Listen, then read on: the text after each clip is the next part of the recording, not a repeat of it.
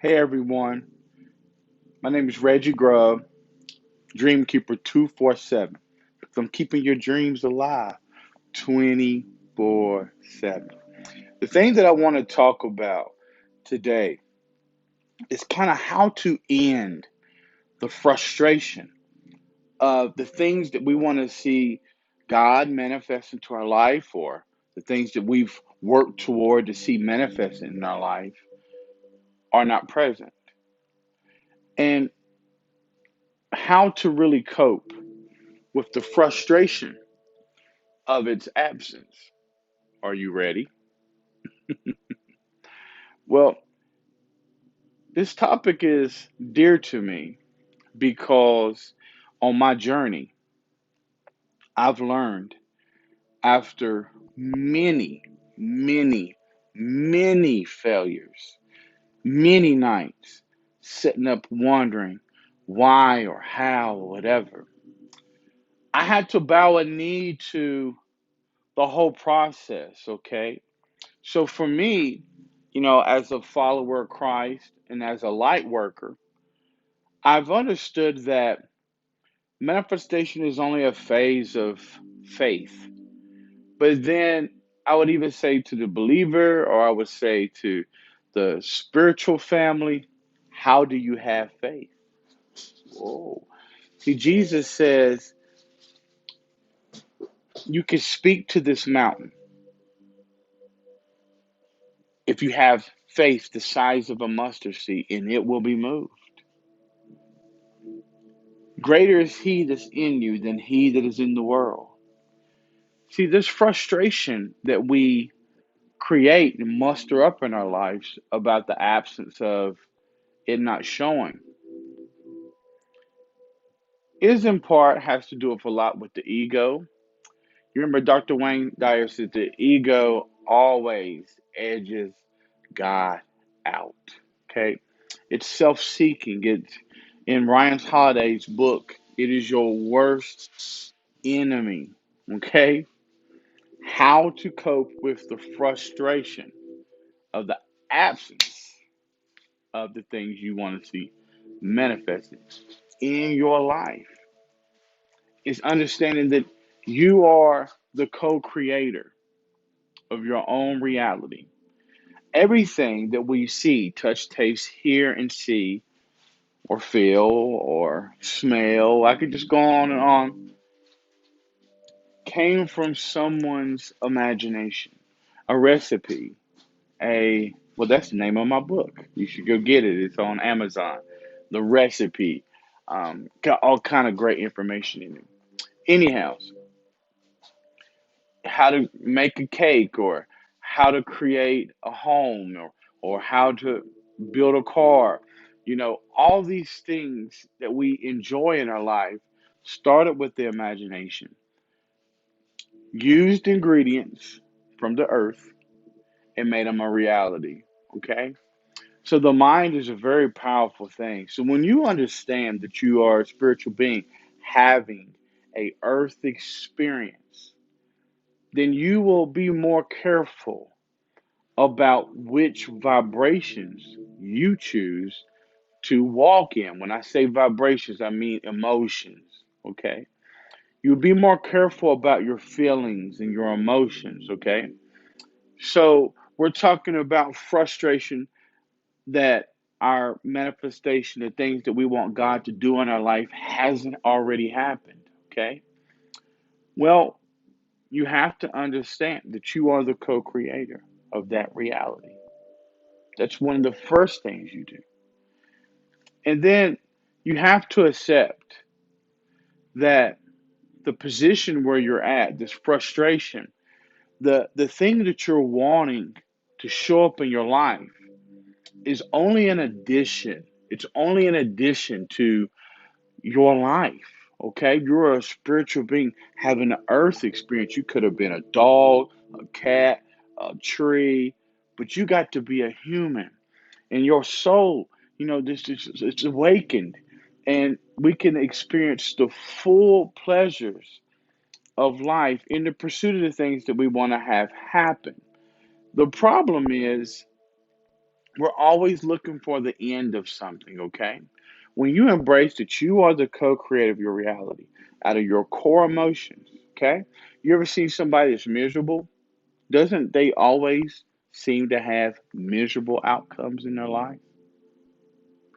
Don't they seem to always be fighting against something? You ever see someone depressed? What's their movement like? Right? Doesn't life always present itself as a means for them to be depressed? See, Jesus put it like this. He said, as a man thinks, so is he. So this frustration that you're experiencing, okay? And I did a video on this. The things that you want to see God manifest in your life shouldn't give you anxiety. It shouldn't give you depression. That sounds like a curse to me. So, and to end this frustration, being present is so important. Okay? So, presently, there's only right now, there's only you hearing me and me speaking to you. Okay? That's the only thing there is right now. There's other things going on in the world, but for you in this moment, it's the only thing that exists. What we try to do is we try to be in two places at once. Okay? The past only can offer you wisdom and depression. The future can only offer you insight and anxiety. So when we're trying to be all jumbled up and frustrated about the presence of or the arrival of the thing that we want, we have to understand that we speed the process up when we're understanding that A, we are the co creators of our reality. This frustration, this aggravation that you're feeling, you are creating it. Okay? You're creating it. And your response to it is mushrooming it. Secondly, that you can neither be in the future nor the past, but we try to be in both places at the same time. On my journey, I have learned that if I can be present and creative in a day, set goals for a day, then love life for a day, laugh for a day, create something for a day, um, overcome an obstacle for a day. You know, obviously, life presents itself to where we have to hustle and bustle to kind of fix future events and so forth like that. But when it comes to what you're wanting to come into your life, being present and being grateful with or without it is key. Okay, so when you understand that this frustration is blocking it, okay, how do we get rid of this? How do we get rid of this frustration? My suggestion is three things. Okay, the first thing I suggest you to do is to serve your community in some shape, form, or fashion. Serve the nation. You got to have that agape love. Agape love is when we love humanity. All right. So you got to have that agape love. If you start serving people and doing things for people, that frustration in you disappears. Secondly, you will learn this. Hold on for a second. You will learn this in my book, The Recipe. Okay. If you want to change your life, just read this book. It teaches you how to start loving yourself first. See, the whole world lacks the amount of love it could have. There's a lot of love, but what hate exists in the world is a direct result of people being empty and not loving themselves. See, people always wonder, Reggie, how you give so much love away? You always mention things like you got a surplus of love. Well, I love myself. I invest in my spirit. I understand I'm a spiritual being having an earth experience. I invest into my mind. I read 2 to 3 books a week, or I listen to audiobooks, programs. I feed my mind. The more the brain grows and it's full of positive things, the less negative you think. Okay. And thirdly, go for long walks.